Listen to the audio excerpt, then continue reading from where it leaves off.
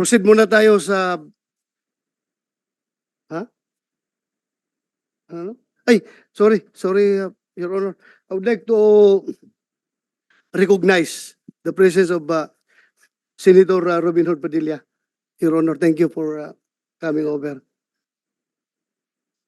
Salamat for coming. We proceed to Camilon case. Major De Castro, andito ba? Yung driver mo na si Pagpantay. Popuin yan dito. Ikaw, PD, pwede ka na umalis dyan. Colonel De Castro, Major De Castro. Mag-out muna kayo. Kayong dalawa.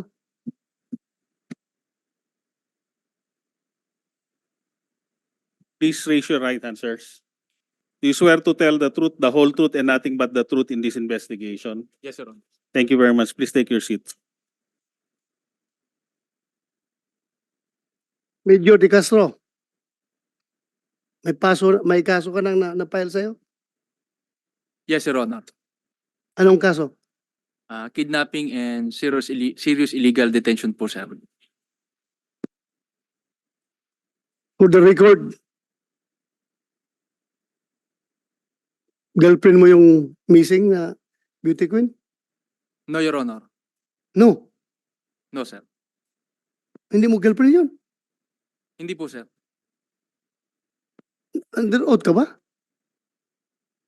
Ayaw ko mag-contempt ng tao dito. Tapos baka mamaya i-contempt kita. Under oath, sir. Under oath. Ha? Hindi mo girlfriend yun? Hindi po, sir. Saan yung parents? Hindi niya girlfriend yung anak niyo na missing? Girlfriend po, sir. Girlfriend? Girlfriend po na late na lang din po namin na nalaman noong nawawala na po yung kapatid ko. Na girlfriend niya? Opo. Bali, October 12 po nawala yung kapatid ko. October 13 ko po nalaman na magkasintahan po sila. Nang dahil po dun sa kaibigan po ng kapatid ko na nag-open po sa amin po ng lahat. So ano palang relasyon ninyo? Again, you're under oath, ha? Yes, sir. Under oath ka, iho. Yes, sir. Wala Oh. po, sir. Hindi po kami magkarelasyon, sir. Bakit sabi mo hindi mo siya girlfriend? Hindi po talaga, sir. Tapos nawala na lang. Wala po kami relasyon, sir. Makikita naman yun, sir, sa mga affidavit nila, sir, na wala naman sinasabi na kung sino ang karelasyon. Anak ng baka. Wala kaming relasyon, sir. O wala na silang relasyon. Nagsisinungaling siya, sir. Paano ka nakasuhan kung wala kang relasyon? Yun ang allegation nila, sir. Ako daw po yung boyfriend. At ako daw yung nagregalo ng sasakyan, sir. Pero Anak ng baka. may mga affidavit sila, sir, na hindi nila alam kung sinong boyfriend. Ang sabi nila ay yung sasakyan daw ay binili. Yun lang, Your Honor. NBI. Na-establish ba niyo na girlfriend niya yun? Yes, Your Honor. PNP. Jack Malinaw. Yes, sir. Based on the statements given by the witnesses, sir, may relationship si... May relationship. Yes, sir. So, nagsisinungaling ka sa harapan ko. No, Your Honor. Ha? Hindi po, sir. Anak ng tinawag.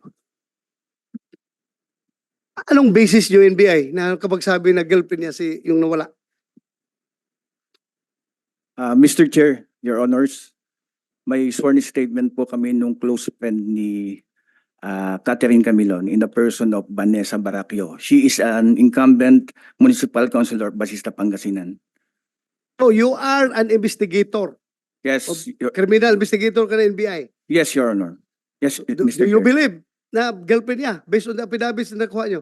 Affidavits Aside are, from the affidavits, we have photographs of Major De Castro and Camilon displaying affection. Mr. Chair. Jack Malinaw.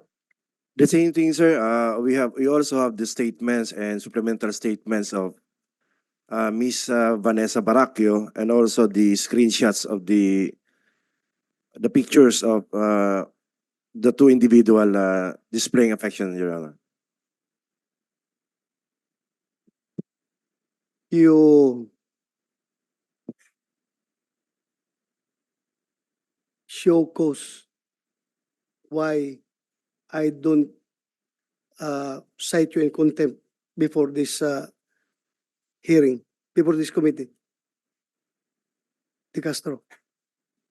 Your Honor, nagsasabi po ako ng totoo. Wala Yun po lang. kaming... Totoo lang sasabi mo. Yes, Your Honor. Ha? Wala kang ebidensya na hindi kayo boyfriend. Hindi mo siya girlfriend. Wala kaming relasyon, sir. Wala. Wala kayong Wala. relasyon. Wala po.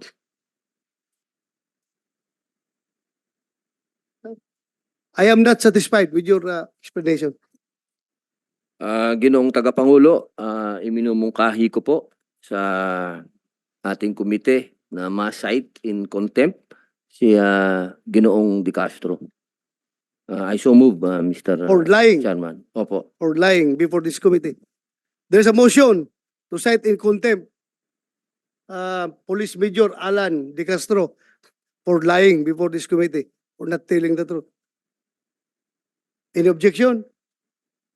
Hearing none, the motion is approved. Kumsek, you take you take physical custody of this Major De Castro.